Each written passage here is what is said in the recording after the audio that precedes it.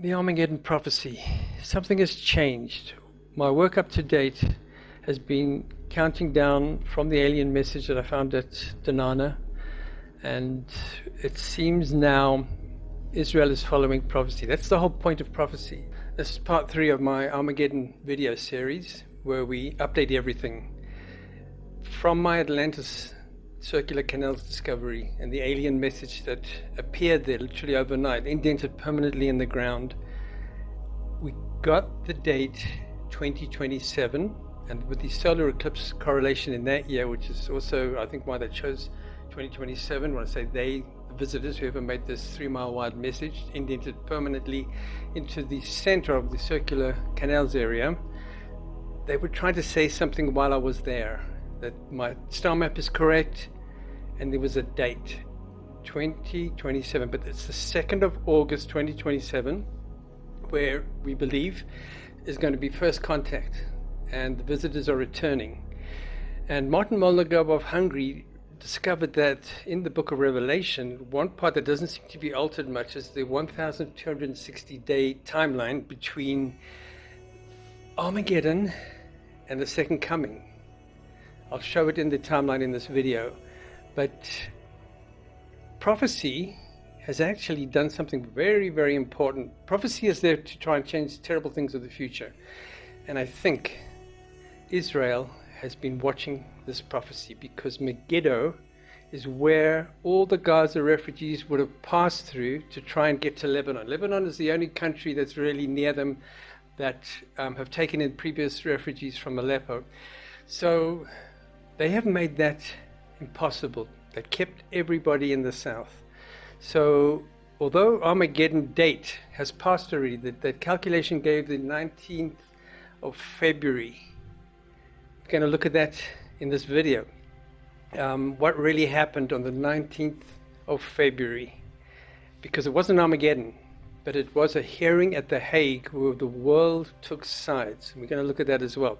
So although Armageddon, as it should have occurred, hasn't occurred. The temple has not been rebuilt. None of this has happened, which followed in suit. But does it mean Armageddon is not going to happen? Or does it mean that it's happening in a very different way? So we'll look into that. Another big thing that I want to mention is my partner and I for 20 years have been at this, let's call it a quest. It's cost us everything, literally for 2 decades, being in South Africa, having a tax return for 20 years where they looked at me and felt sorry for me, and I don't pay tax because I have some years negative and some years so little that it's just they didn't tax it. So that's quite embarrassing that I've got the biggest story on the planet, yet something has been interfering with it. We've had book sabotage, we've had so many things go wrong over the years. It's been very taxing, and the time has come now where the flame keepers are growing in numbers that are going to be taking over this entire project. I hope to retire pretty shortly, and well, we'll just see from there. I'd rather not speculate right now, but I'm running out of time, running out of funds. The Patreon thing isn't really working. We've got a few people, but this needs to either grow substantially or it's just not going to happen. The visitors are not going to be able to prove that they are tied to our history, and that's very important, because at the moment, if my work is hijacked, as we've heard from the great Hollywood, let's call it takeover of everything that I've discovered, it hasn't happened yet. I'm trying to ask the people involved to please reconsider, because it's for the good of all of us. If the visitors can prove we are tied to their history and what they say, how we can save ourselves and the planet, we all have a chance. If my work is looked as absolute fiction, because it's going to be damaged. They're not going to just steal my work. They're going to throw in falsified material and the most bizarre theories and extreme beliefs that scientists will look at what the visitors say in 2027, and they're just going to say this subject is absolute fiction. Let's say in this process of being less visible on the internet, something else happened that's made me realize this is not a joke. There's a YouTube channel called The Leak Project, and they did at least 12 videos interviewing me and my discoveries. the host was absolutely amazed and said, please, this is very important, please come back for more. And I did 12 videos. Most of them were above 15,000 views. And something happened. Somebody contacted him, and I don't know how and why or whatever, but basically all those videos were removed. When I asked what happened, he said, oh no, there's something about algorithms. And why would somebody remove all his money-making videos, which have the biggest views, and then ignore everything that I've discovered in his way forward, that this didn't ever exist? It's not really a league project, and they're part of the cabal. They are just following orders. So, sorry I had to say this. No names mentioned, but all those from the League Project that saw me, I hope you can share amongst your friends. If you want to see what's really leaked, come back to this channel. So here are all the clues we're looking at here. The end of days in Luke 21:25. And there shall be signs in the sun, and in the moon, and in the stars, and upon the earth distress of nations, with perplexity, the sea and the waves roaring. It sounds like some sort of the world oceans are suffering from hurricanes, and it sounds like a climate change clue there. Maybe, maybe not. But the sun and the moon part of it, eclipses. At the end of days, markers are with eclipses. That's a very important clue there. My story with my Atlantis book basically identifies the 2nd of August from an alien message, which I'm going to show you now. And the truth not told is this Armageddon story for the 19th of February 2024. That was supposed to be Armageddon's date. If we subtracted what was shown in Revelation at an exact time of 1,260 days, we're going to show you how that came about. But something else happened on this day. Because I think Israel is following prophecy, they are avoiding Armageddon at all costs, because Israel has a terrible outcome if all happens with Armageddon, at Megiddo. The world chose sides, and the spark that sets off Armageddon is actually monitored on that day. I'll show you that in reference. And we identified the real war objectives. Just follow the money. So the reality of the red heifer sacrifice, the Solomon Temple, all these have come and gone. Nothing has really happened. Although it looked like it was going to happen, something changed. They did not go ahead with what was going to happen. So has prophecy averted World War III? That's the question. Or delayed it, or set it off in an even worse timeline? That's what we're looking at. So this is an update to my journey as a pictographic symbologist, as the best analysis of my work. I'm giving you an update. It all started from my near-death experience, where I came back from this living cosmic tree that has a world built around it. This is Eden. This is Mount Meru. All the ancient records that show this, the Inca, the Maya. I've shown it in my Is It God video. You can see in the description where to get to it. So basically I found all these star maps, came back, proved them, all the same references to the Pleiades and the sun-like star of our ancestors. Stonehenge has it too. There's the leg of the bull, Pleiades. And that's Stonehenge, but it looks like 4 little exoplanets around it. And it led me to discover at the bottom of the Atlantic Ocean floor the Plato's mention of the Pleiades Islands. It's actually down there. And then of course it led me to discover Atlantis, that these riverways that are there now make up that old imprint. We'll do a recap on that as well. And of course the 3 mile wide message that suddenly appeared there on the eve of 2012. Okay, 2012. Something was supposed to happen with the Maya God's return. We got the date wrong. We didn't take in leap years. So of course the ancients left a message for the real date, which was the one that I decoded from a computer code. And you'll see they've done it very well. They showed the star map as well, Orion rising and setting. We'll go through that and update there. So that's where my Atlantis book published started from 2016. The book went out in 2018, but I was already promoting it on YouTube and my website and so forth. There's the gold mines of Atlantis. The ruins that I found are somewhere down here. There's ruins down here that are megalithic ruins for Atlantis. So it's proving Atlantis in this area. So while I was watching this area on the eve of 2012, now I was really discussing it online to my other team members. I think I was being watched, but the watchers on my internet line were probably not of this world, because they were watching my movements and they knew I was there and they wanted to interact by my opinion. They did something to the field. They did that. So I refreshed my page on Google Earth and then saw this. I didn't believe it. I mean, how do you get these white crop circles? It's absurd. So I thought it was a hoax. I mean, Google Earth is known for people putting in UFOs and just for a joke. So I didn't think much of this for at least a couple of weeks. And then I refreshed it again and I saw, whoa, these little car tracks you can see, all going to go and visit them. So I knew something very serious was going on here. And then I realized what it all meant. This is the cross of the churches. We have one with the swastika effect and one with a Templar cross effect. We'll look at that in more detail up close with the rest of the videos and documentaries. But this message, I noticed that area had the slight curvature down there, okay? And there's two that are in the middle, and then there's the star map aspect of it. I go through it in great detail in the Atlantis proof message. But that little cogwheel, where the little cogwheel fits in, it's showing at its stand. You see the funny curvature? If you take one of these pieces of printout, look at it at an angle, you also get ellipses. So that could be one of the reasons that chose ellipses. It's just one of two reasons. But this computer punch tape code gave the message 2027. And all we had to find out was what day. And Martin Molnagov of Hungary found it.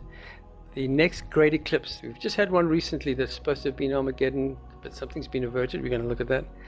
The next great eclipse occurs with the second coming. And it happens right on the shores of this ancient site, Atlantis. Right there, that's where the shadow starts forming, and you can see the alignment: Beehive cluster, Ocellus, Australis, Venus, Sun and Moon in eclipse. Shadow forms and something happens out here, and I go through it in the greater detail in my other documentaries. In my opinion, I'm hoping it's going to be Yeshua ben Yusuf coming again as a time traveler, that he has learned how to speak one of our international languages, that we can all hear his message. Probably going to be English if you look at the stats, which is the most followed language of the intellectual world. It seems to be English at the moment, but it might not, so be open to it. We can just translate the messages. But it's at 8 a.m., 2nd of August, 2027. That's when it begins, and this is what I think is coming. But be open to the simple fact that it might just be another person with that title, that the Christos is of the cross, Orion man, the Orion teacher. Orion shows the way to the Pleiades, just as he is doing here, showing as a human form, showing the way to the Pleiades in his right hand, his address, and the halo is the sun of our ancestors, a sun-like star that we all originate from and colonized the earth back in the time of Atlantis. So the countdown has begun. This video pieces together major updates, that's right now August 2024, that have source references in the description. Everything is about to change. Here's where we got the calculation of the 1,260 days. Now this is done from this website, gotquestions.org. Type in those words and it'll tell you in Prophecy of Revelation, here is the question and this is the answer, that it's counting between the reign of the Antichrist, Armageddon, to the second coming. This is basically in a roundabout way saying exactly that. This is what scholars have confirmed with me. It's basically saying that there's a gap between a terrible Megiddo event, which we know is past now, and they will come 1,260 days after that event. Now, if that event has changed, something else happened in place of it. I'm going to show you exactly what happened on that day. So the Antichrist was to be identified at Armageddon, but we haven't had that. So prophecy has changed the timeline, and it has hidden the identity of this new world leader. So what happens after the 7 years tribulation? You can check here in beliefnet.com, because that's important. That's for this arrival event for 2027.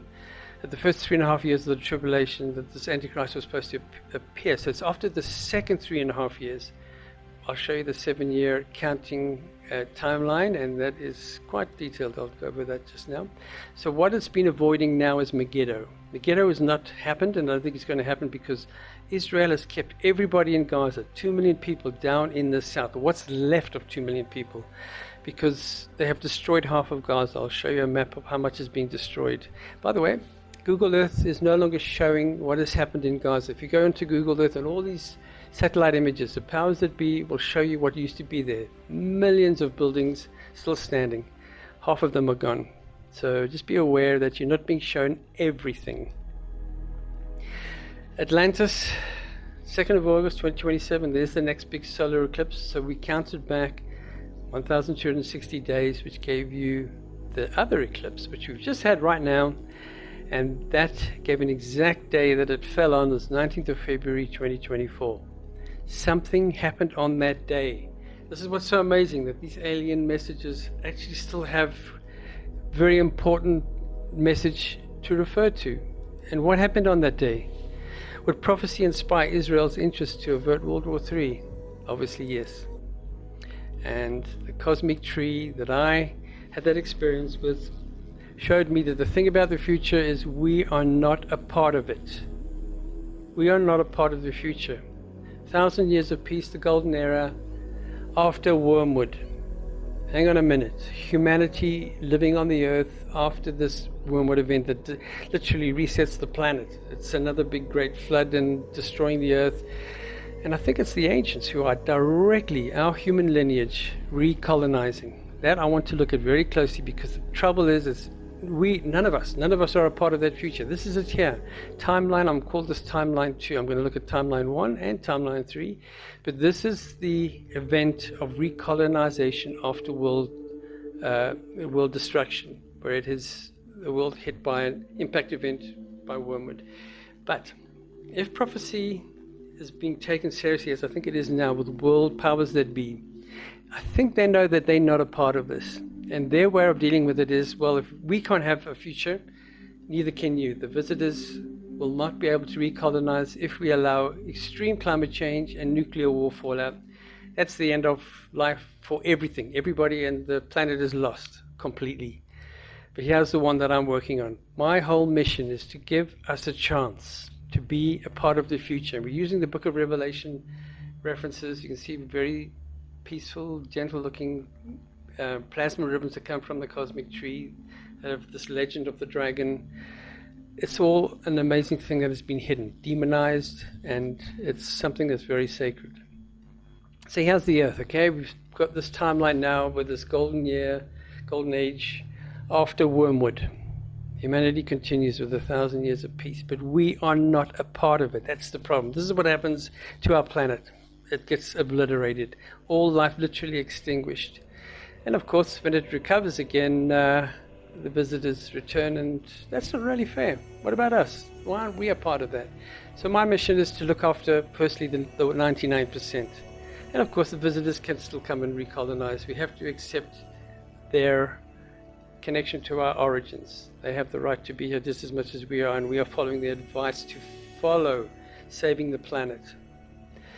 Some esoteric manuscripts show the cosmic serpent dragon conduit opening. Look at the types of people being thrown in. These are the powers that be. These are the people that are evil, that are destroying the planet, that have messed up our planet, and we are about to be enslaved to them, working harder for longer for less. So, if that happens, we are done for. They have got backup plans. What will they do if they go missing? The 1%. As it says in Revelation, and I saw thrones, and they sat upon them, and judgment was given unto them. So in this Revelation prophecy, it shows that it's our powers that be are the ones that are being judged. Elite will have had backup plans to have their armies unleash hell on earth if they were to go missing.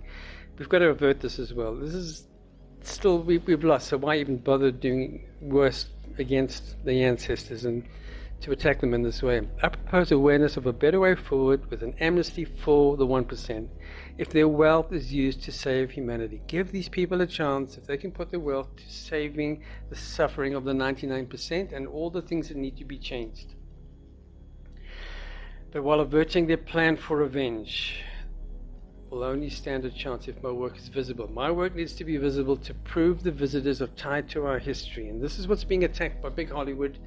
They are quite keen on destroying how my work looks. So they'll steal it, and then they'll put falsified material with it, and extremism. There is a huge group that are following the powers that be of Hollywood. See a link in the description as to who owns Hollywood and what their motives are, and do the math. My work shows all humanity equal and sacred. The powers that be absolutely disagree with that conclusion, and they see my work as accepting the cosmic messages and the cosmic messengers' objective, which is going to be under attack if my work is invisible.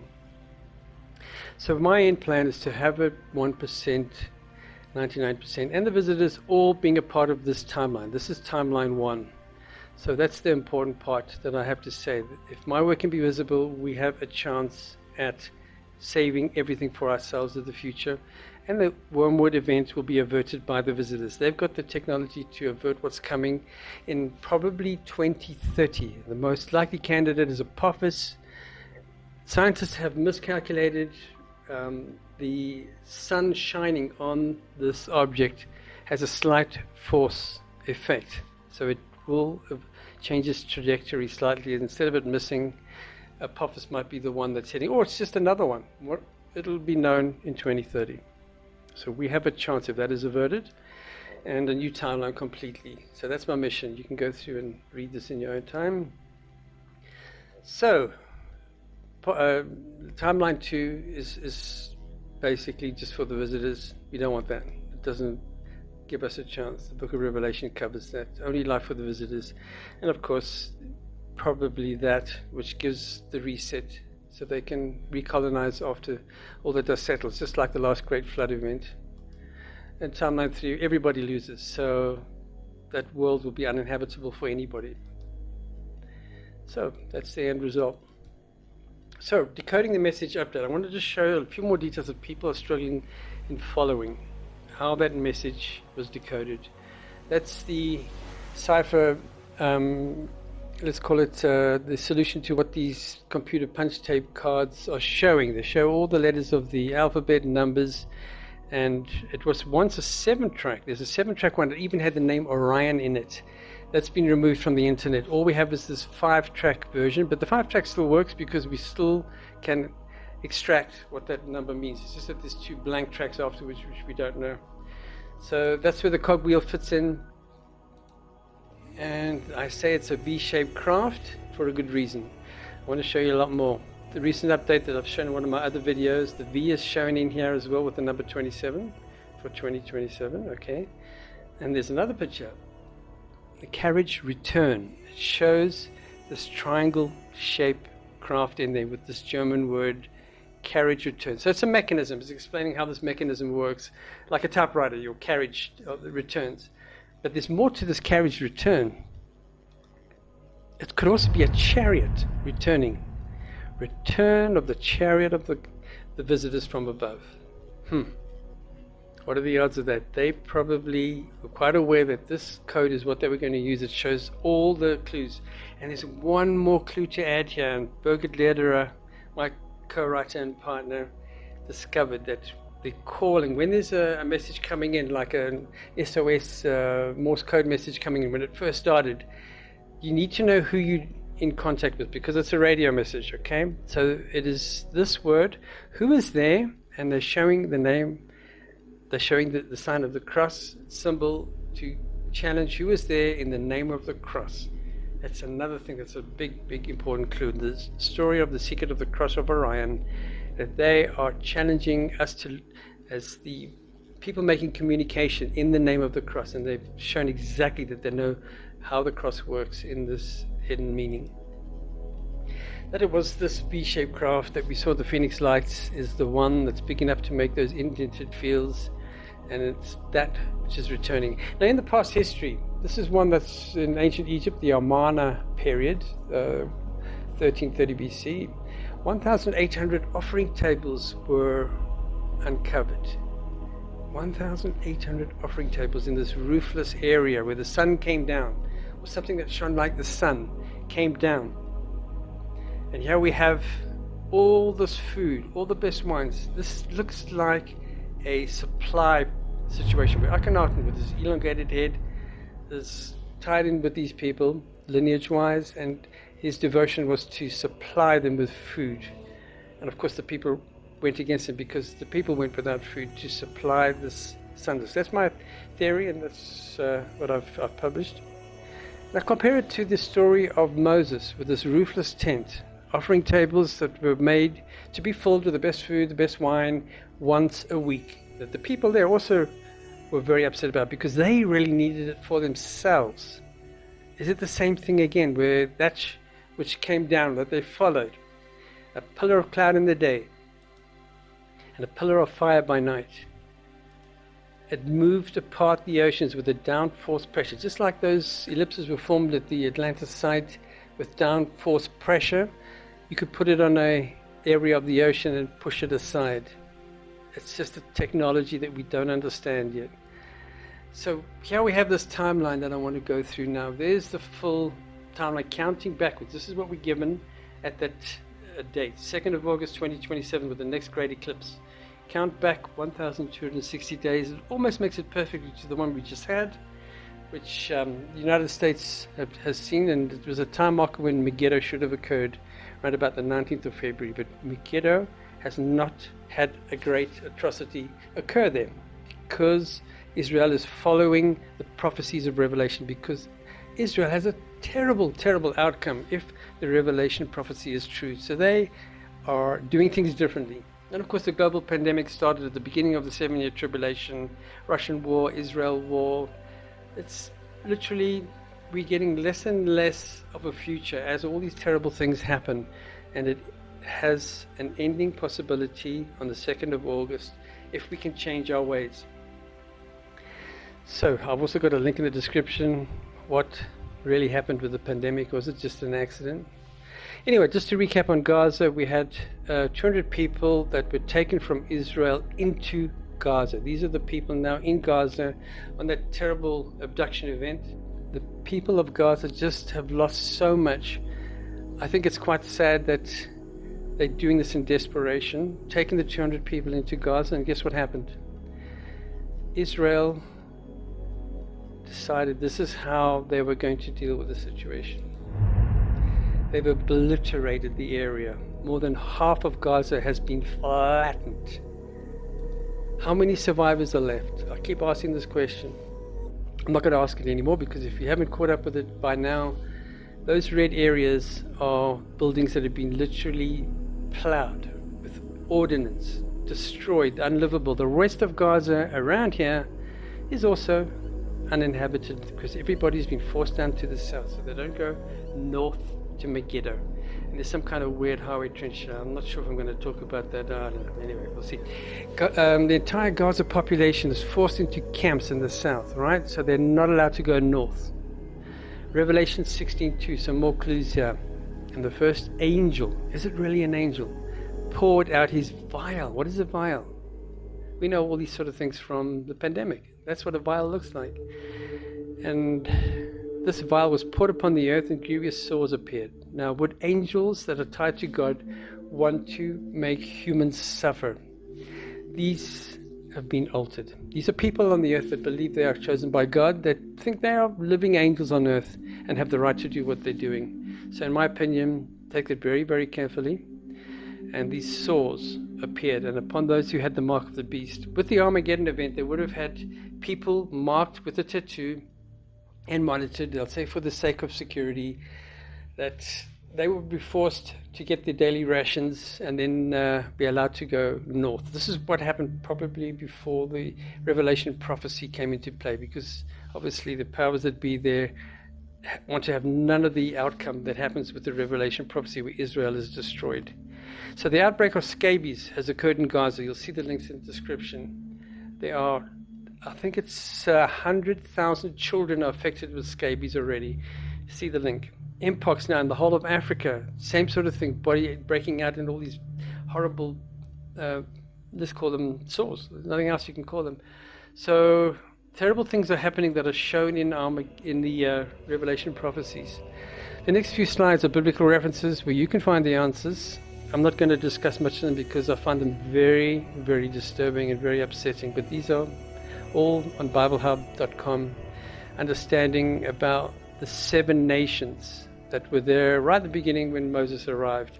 Because my question is, the 7 nations might be the reference to what the Cosmic Messenger says. What you see, write in the book and send it to the 7 churches. In my opinion, it's those 7 nations. The message that this person is giving is also to the people that are originally there, the nations that are being plundered.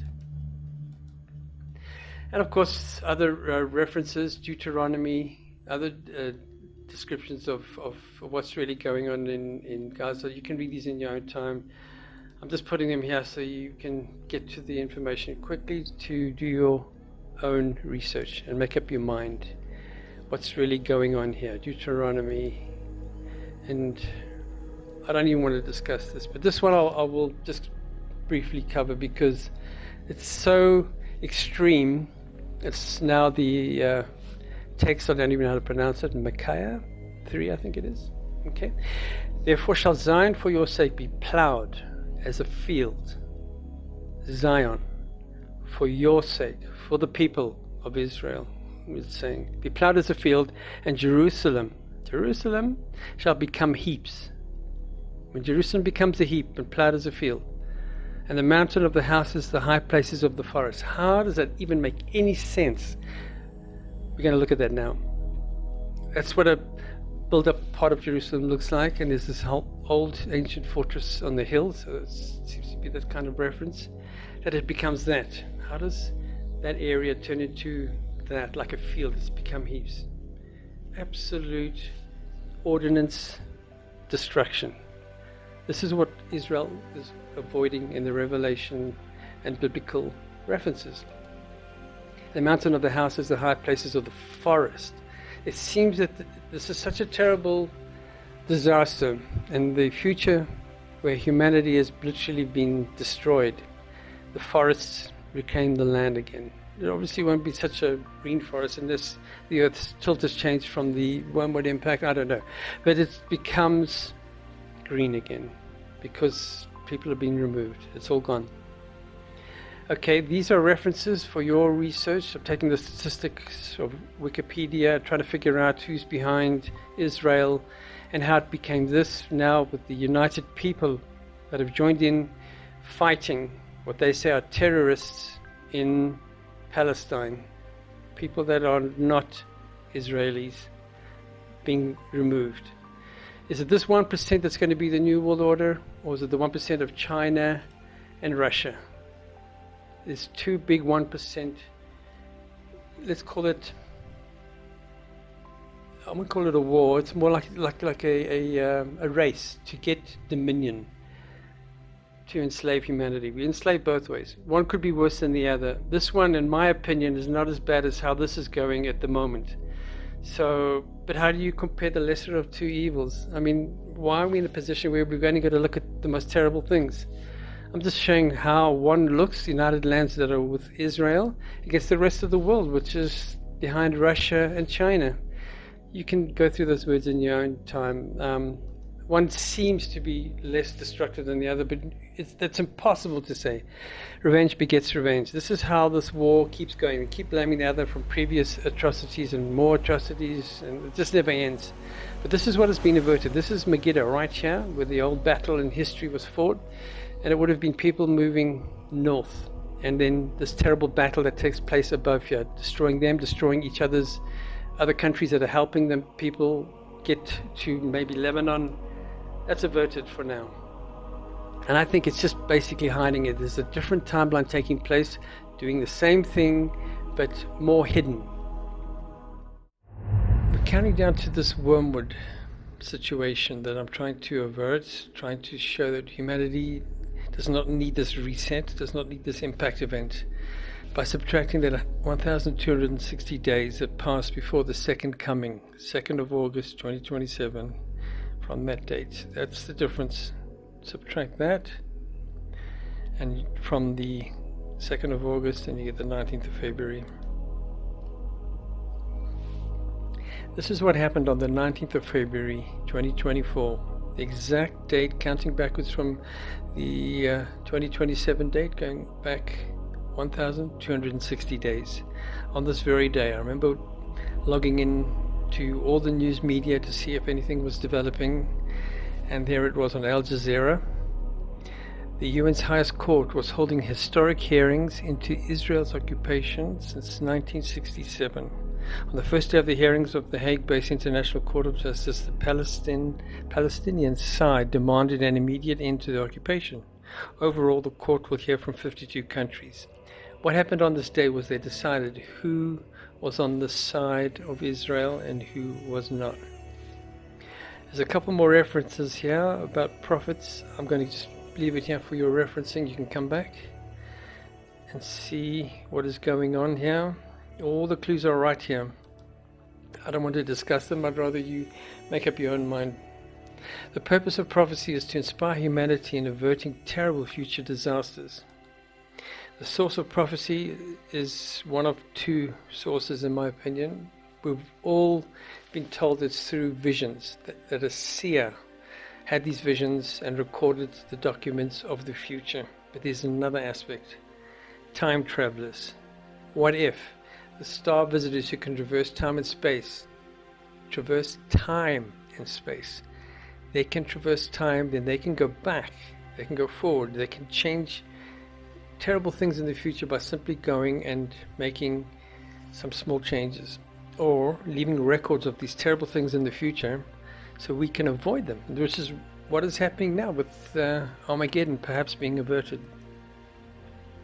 Nostradamus' prophecy, I've already had two versions of trying to interpret this. This is my third attempt now. In part 1 and part 2 you'll see different interpretations.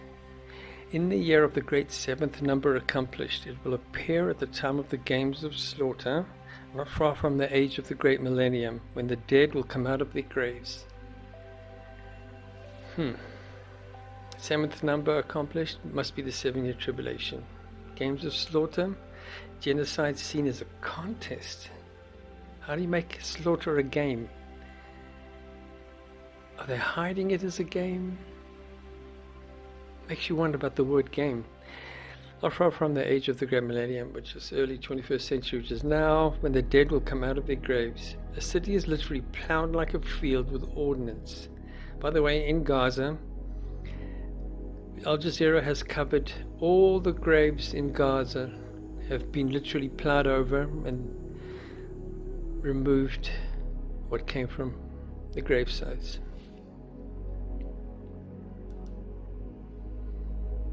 But here's the question, what is it will appear? Is it that?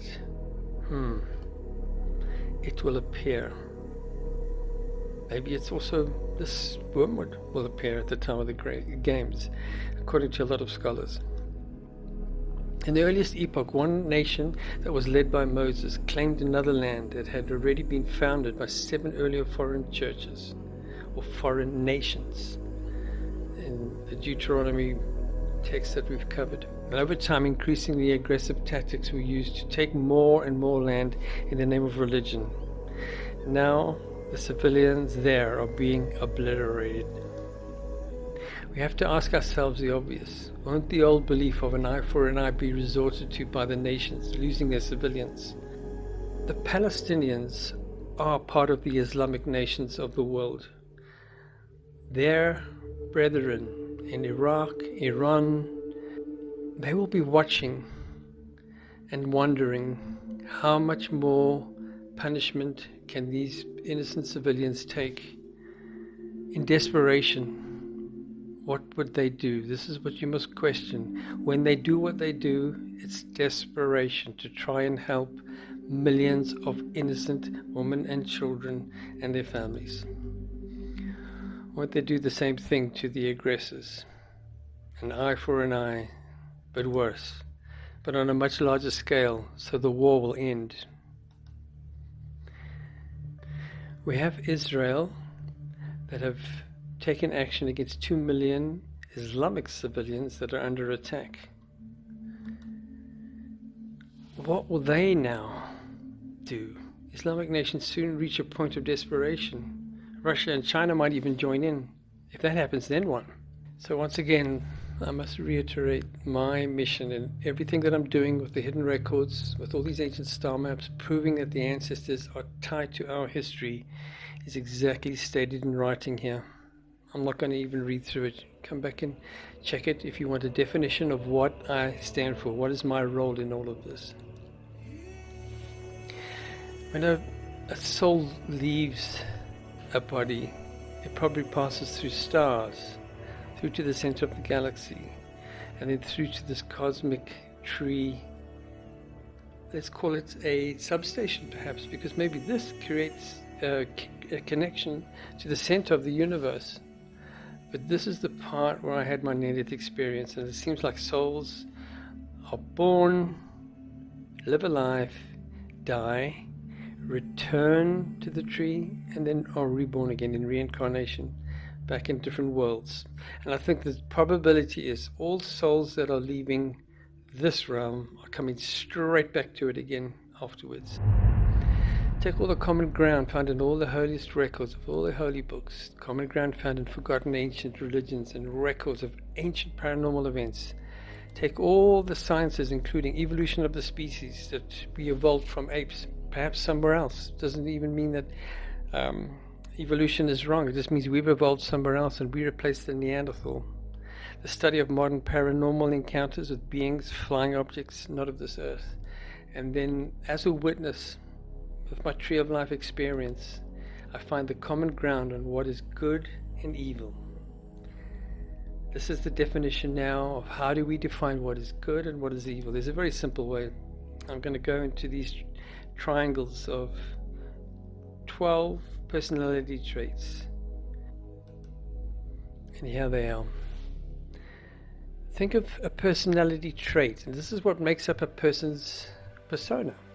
Peaceful, gentle, humble, loving, sharing, respectful, joyful, caring, honest, forgiving, motivated, patient. These are types of character that make a perfect human being, one that is in harmony with everything, with nature and with people.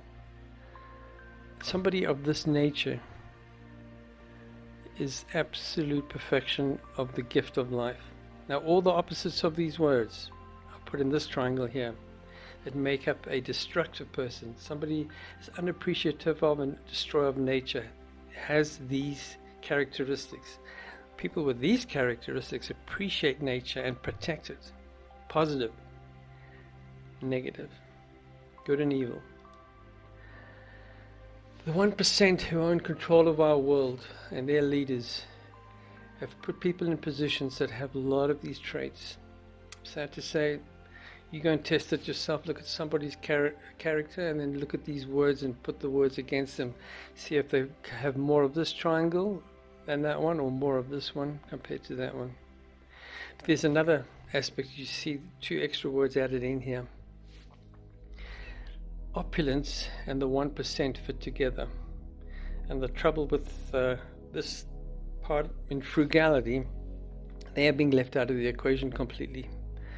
The frugality side is poverty, and that's how bad it's got with the opulence side. It's draining the earth of all that is being produced in economic business tactics. The economy they blame for being why the poor are starving, but guess who's controlling the economy? The 1%, the super rich, the opulent. They are taking so much from the system. This frugality isn't even possible anymore. It's poverty, and this is what must be put back in balance so that everybody can live and work and enjoy a comfortable life with hard work rewarded. If we had to look at the Christ personality, look at all those names. Just think of what you've learned about the Christ, how that person fits all of that, and why it was referenced to the Lamb of God. What is a lamb? People think, oh, well, it's to sacrifice him. That's absolute nonsense. That's an excuse for murdering him. The lamb is the most gentle little creature in nature. He is so gentle that little lamb will walk up to a lion and go and say hello. And it won't go very well, would it? But that's how amazing the lamb in nature is. And that's a very good analogy of a person as the Lamb of God, with that gentle type of soul, let's call it.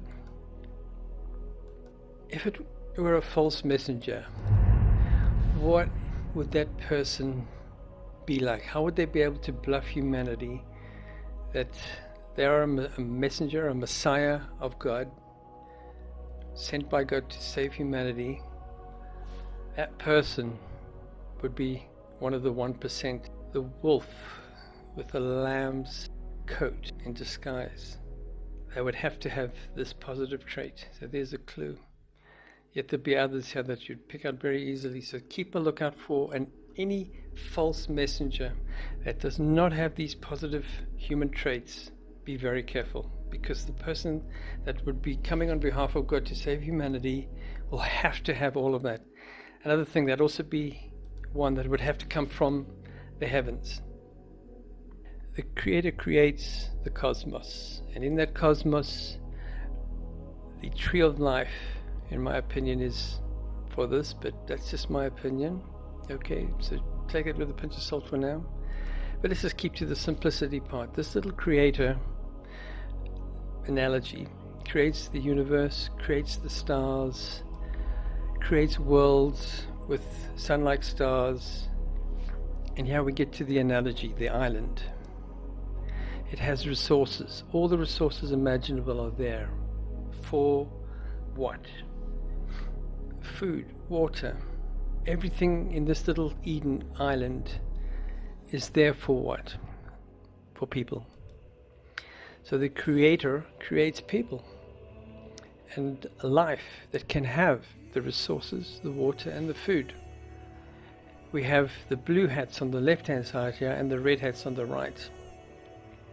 So we have the blue hats that are a group collective, which I'm going to refer to as the 99% of the population of this island. But there are two here, are slightly different. Of course, the Creator puts souls into these bodies, equal souls, equal creation story.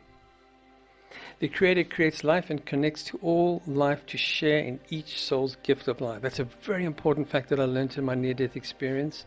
These little silver cords you see here all connect to the Creator. The Creator experiences sharing life with each living human soul.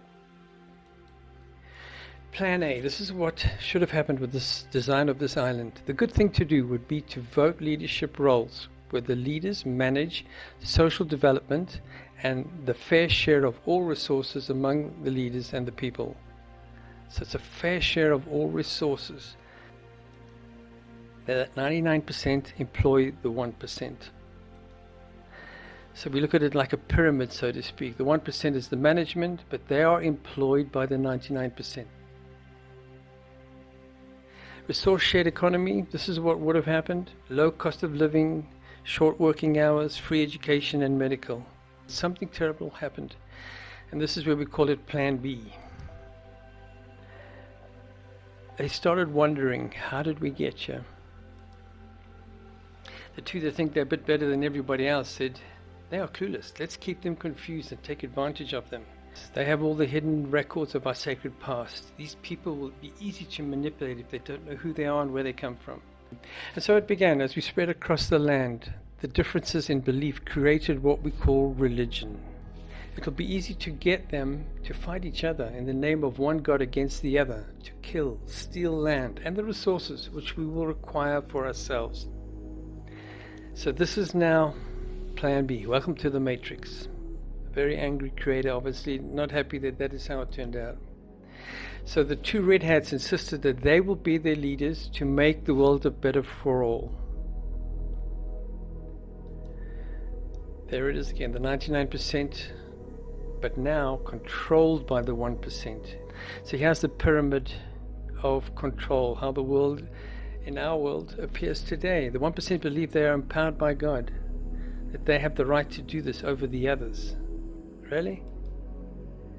An evil plan was set in motion. Over time, the leaders acquire ownership of all resources. The people were made to work harder and longer for tiny portions of the resources.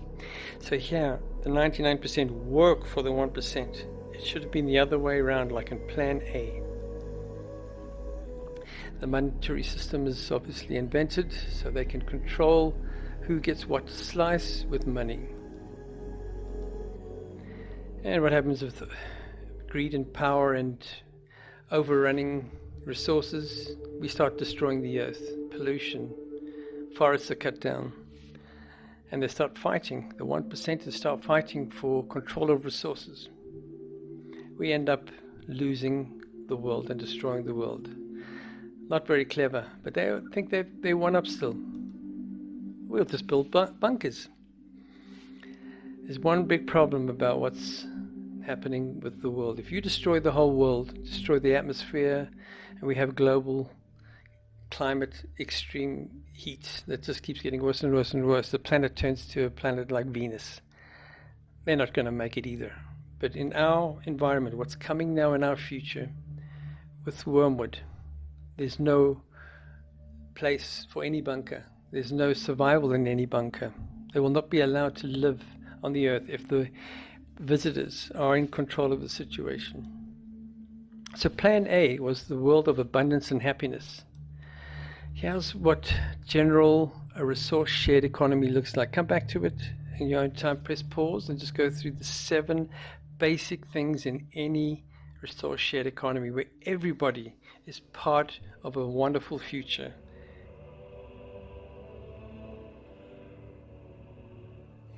And I call it the 7 truths to save humanity. It should be something like this, that you can measure and understand what they're saying, and that it's for the good of everybody. You'd be able to make sense of it. So anything completely different to this, be very careful. How to identify a Messiah. 7 little points here I want to show you. You can come back and press pause. How to spot a fake Messiah. Well, there it is. Come back and press pause, and you can decide for yourself. On the 2nd of August 2027, I think the revelation prophecy of the man that holds 7 stars shows his address. A human origin star map template is right there. You see the sun-like star, it's in position to the 7 stars. That's exactly the star map that I've been working with. I'm pretty sure you're going to see something like that, and that he came from a stargate in Taurus, the Alpha and Omega symbols. This is what I deciphered as the Taurus symbol, and the Omega is the gate, the stargate. So he's saying, I'm from the Taurus stargate, as he is doing this. That was my discovery some years ago.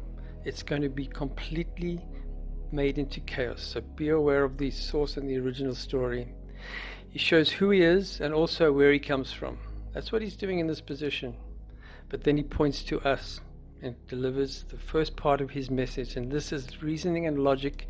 It will have to be quite a shocking story that he speaks with a double-edged sword. It's not going to be good news that he's telling you. What he's saying is you must stop destroying the earth and each other. And the definitions of all that, I've showed you what we think will be covered, but it's something along that lines that needs to save both humanity, stop the suffering of the 99%, and save the planet, so the planet is livable and stays as a paradise. I've shown all the star maps and all my work from Sumer through Turkey. There's ancient artifacts. There's the man with 7 stars in his right hand in this depiction. I've covered all these details showing how all this story about our origins in Taurus, the bull area, and the sun-like star behind the bull's head. It's all about who our ancestors are. And he's saying basically he's the descendant of all nations. His origins as well, since Atlantis. And then he delivers his 7 seals, 7 secrets that can save the world. The full star map here I've added in, showing the human form. That's the one where we evolved. This little world is where we evolved. Started out space traveling, but the people that colonized our solar system came from the second one, which is in all the star maps, Sol 1 primary. The depictions of Christ with the cosmic dragon. Christ signals to the cosmic serpent dragon with 3 fingers. 3 fingers for the 3 suns. 1 behind his head, 1 here in crescent, and the 1 up all on its own by itself here. And then you follow the 3 magi. The 3 magi that follow to the place of the Christ.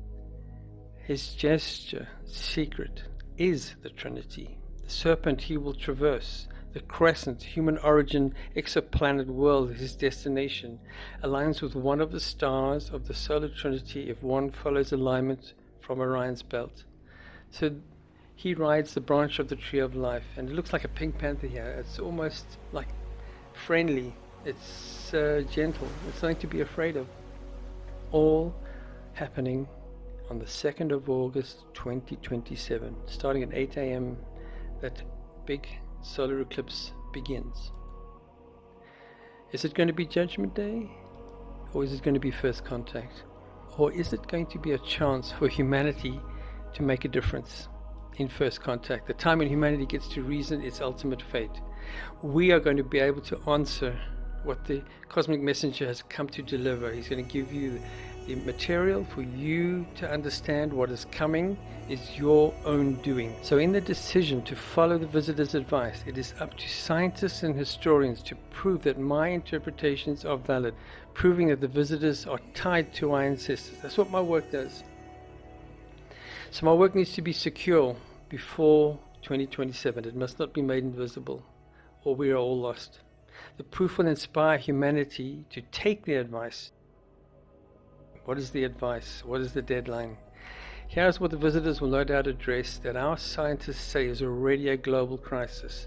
By 2027, we will know global warming is causing crop failure.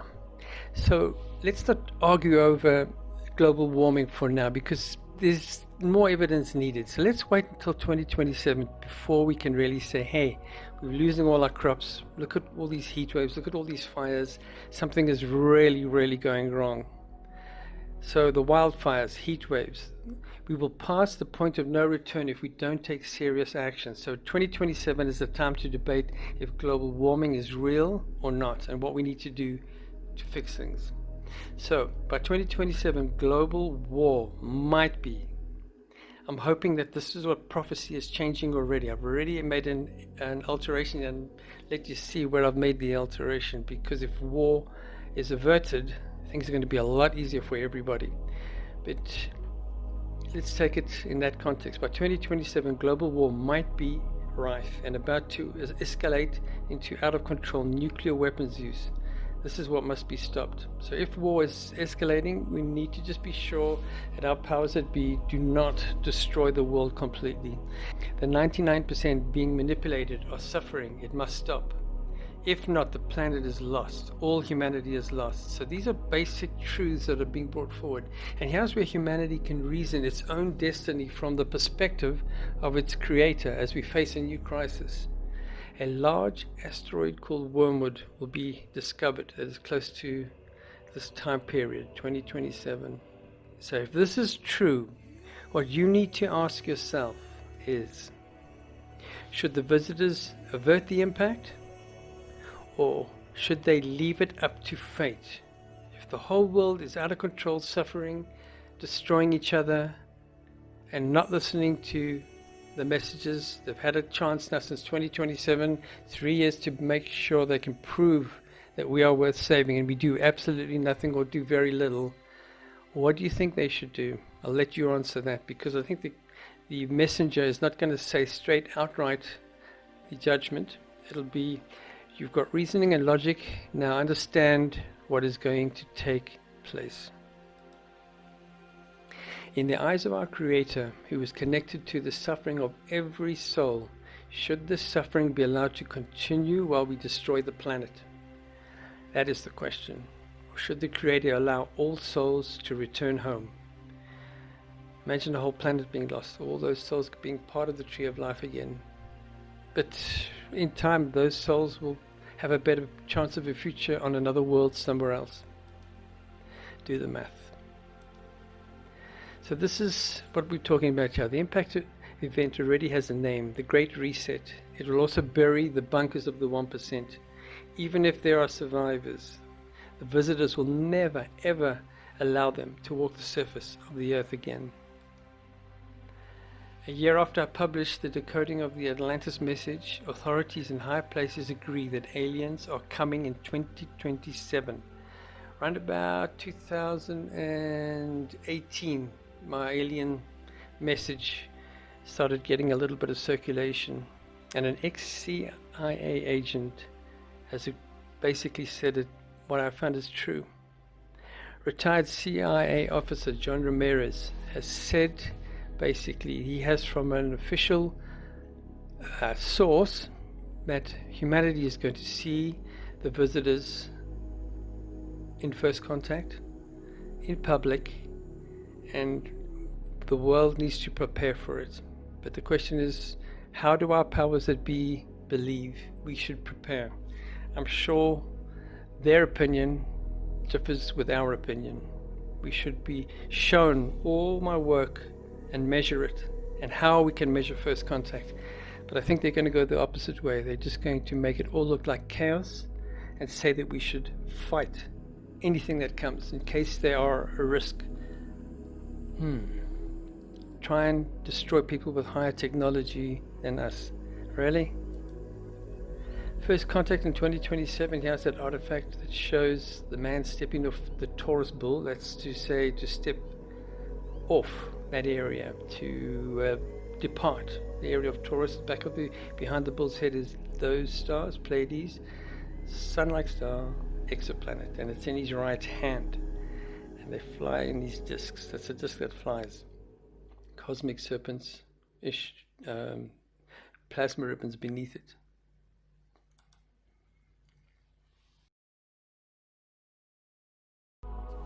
With the earlier Sumerian clay tablets' precise version of the cosmic human origin star map, and how it matched the template at Stonehenge, would come the mindset that had Herschel set out to search the Atlantic Ocean seabed. It would be this clue that would culminate in this documentary's biggest revelation.